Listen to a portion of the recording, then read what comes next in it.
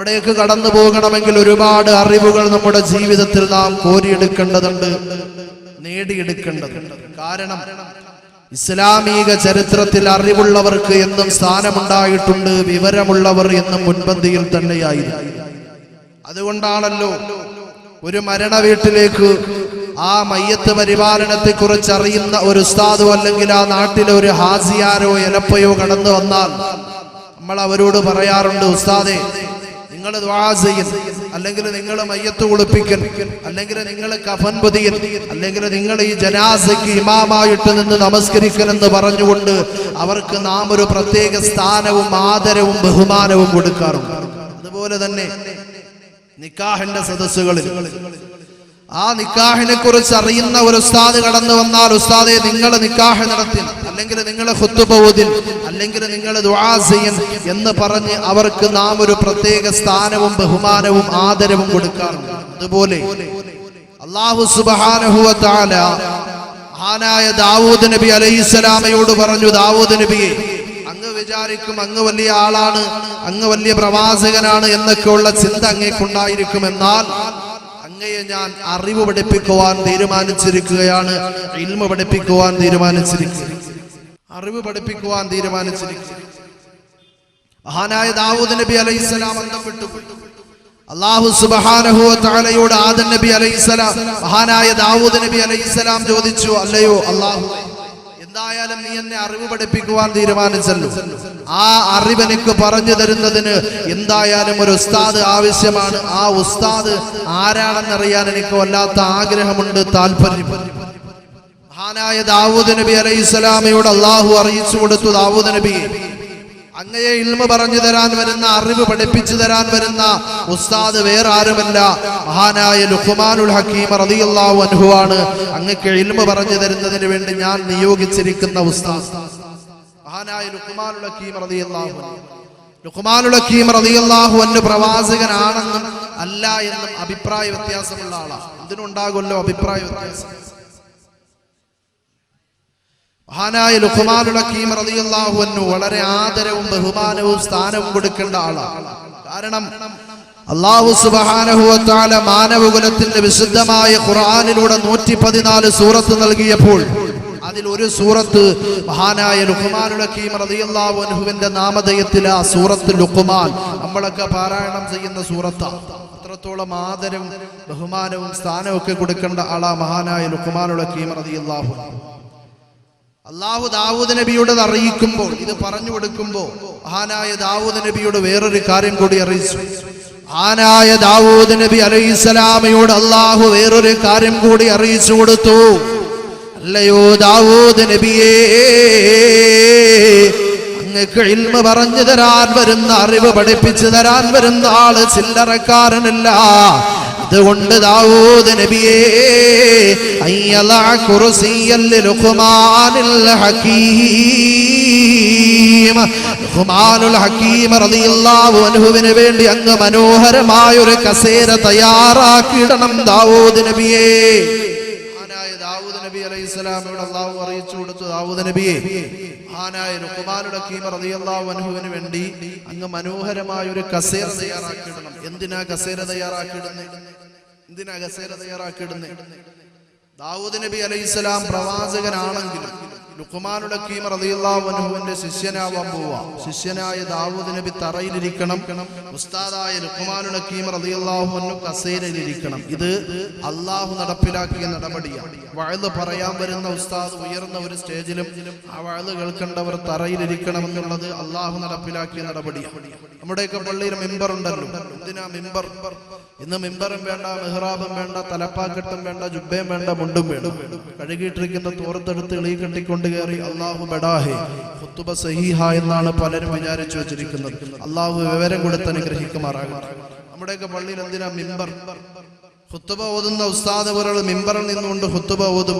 ആ ഖുത്ബ കേൾക്കേണ്ടവർ പള്ളിയുടെ തറയിലിരിക്കണമെന്നുള്ളത് അല്ലാഹു നടപ്പിലാക്കിയ നടപടിയാണ്. അങ്ങനെ ദാവൂദ് നബി അലൈഹിസ്സലാമയോട് കസേരയൊക്കെ തയ്യാറാക്കിയിടാൻ പറഞ്ഞു. കസേരയെല്ലാം തയ്യാറാക്കിയിട്ടു.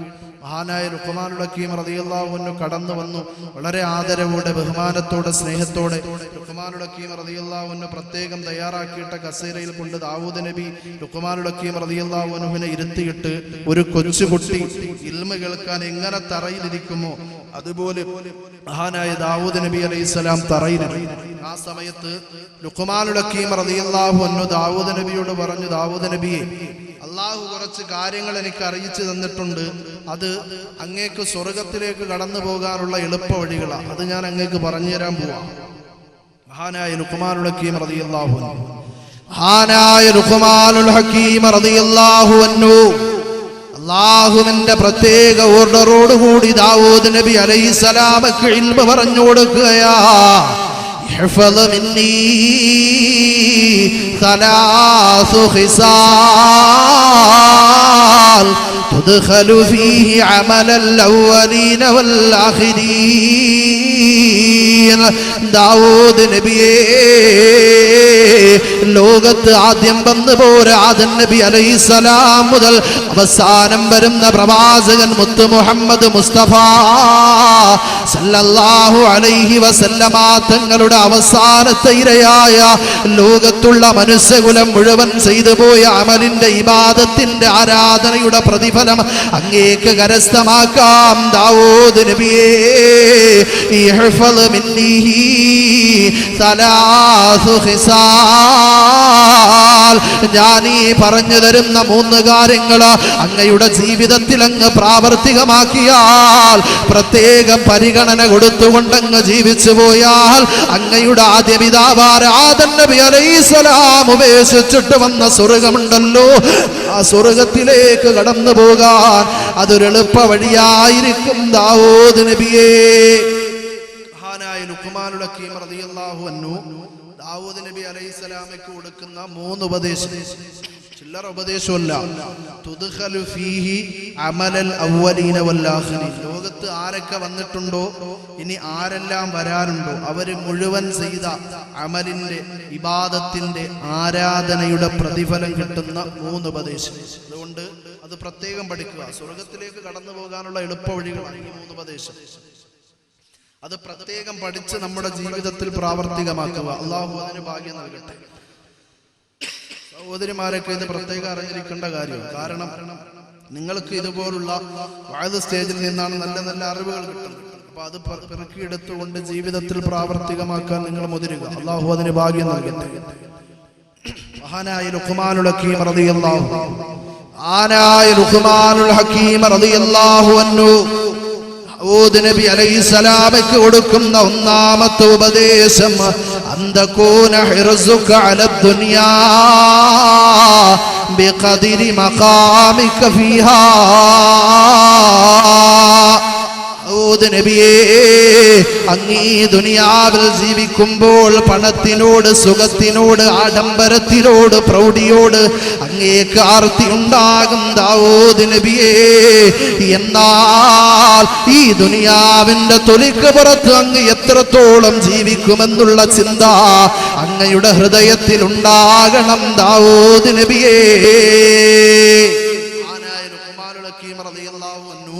ദാവൂദ് നബി അലൈഹിസ്സലാമയ്ക്ക് കൊടുക്കുന്ന 1ാമത്തെ ഉപദേശം, സ്വർഗത്തിലേക്ക് കടന്നു പോകാനുള്ള 1ാമത്തെ ഉപദേശം, ദുനിയാവിനെ വെടിയുക.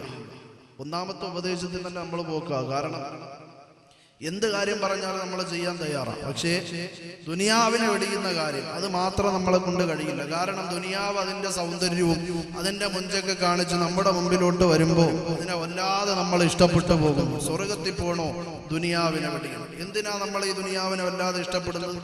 എന്തിനാ നമ്മൾ ഇതിനെ ഇഷ്ടപ്പെടുന്ന അറിയൂ? അള്ളാഹുവിന്റെ റസൂൽ സല്ലല്ലാഹു അലൈഹി വസല്ലമ തങ്ങൾ നമ്മളോട് പറഞ്ഞു തരികയാണ്, ഒരു ദിവസം ഒരു മനുഷ്യന്റെ അടുക്കൽ ഓരോ ദിവസവും അസ്റായീൽ അലൈഹിസ്സലാം 7 പ്രാവശ്യം കടന്നു വരും. 7 പ്രാവശ്യം വരും. നമ്മുടെ അടുക്കൽ വന്നിട്ട് നമ്മളോട് പറയും, എടാ നീ മരിക്കുന്ന ദിവസം ഇതാ, നീ മരിക്കാൻ പോകുന്ന സ്ഥലം ഇതാ, നീ മരിക്കാൻ പോകുന്ന സമയം ഇതാ. പക്ഷെ ഇത് കേൾക്കാനുള്ള കഴിവ് നമുക്കില്ലല്ലോ. അലാവുദ്ദീന്റെ അത്ഭുത വിളക്ക് കണ്ടിട്ട് മകൻ ജീം ഭൂം ഭാ എന്ന് പറയുമ്പോ താത്ത വല്ലാത്ത പൊട്ടിച്ചിരിയ. ആ സമയത്ത് അസ്റായീൽ അലൈഹിസ്സലാം വന്ന് താത്താടെ തോളി തട്ടിയിട്ട് പറയും, താത്തോ കട്ടയമ്പടമൊക്കെ മടങ്ങി, ഇനിയെങ്കിലും ആഖിറത്തിന് വേണ്ടി വല്ലതും പണി ചെയ്യാൻ പറയുമ്പോ അത് കേൾക്കാനുള്ള കഴിവ് നമുക്കില്ലല്ലോ. കാരണം എന്താ? നമ്മൾ ഈ ദുനിയാവിന്റെ സുഖത്തിൽ മുഴുകിപ്പോയി എന്റെ പ്രിയമുള്ളവരെ നമുക്ക് ഉറപ്പ് പറയാൻ പറ്റോ?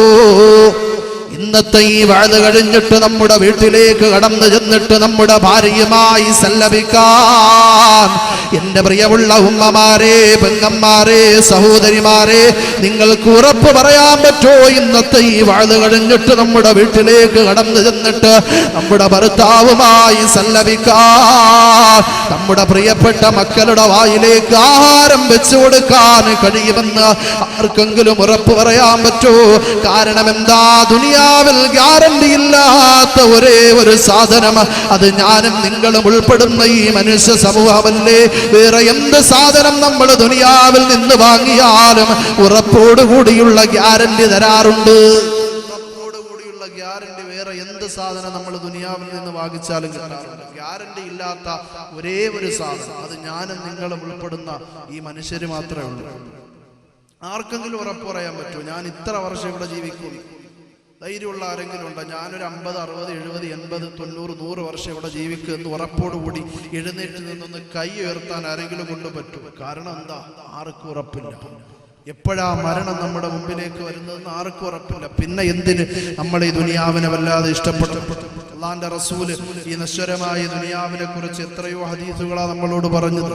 അള്ളാഹുവിന്റെ റസൂല് നമ്മളോട് പറഞ്ഞു തരികയാ, ദുനിയാ ഖന്തറത്തുൻ ഇലൽ ആഖിറ.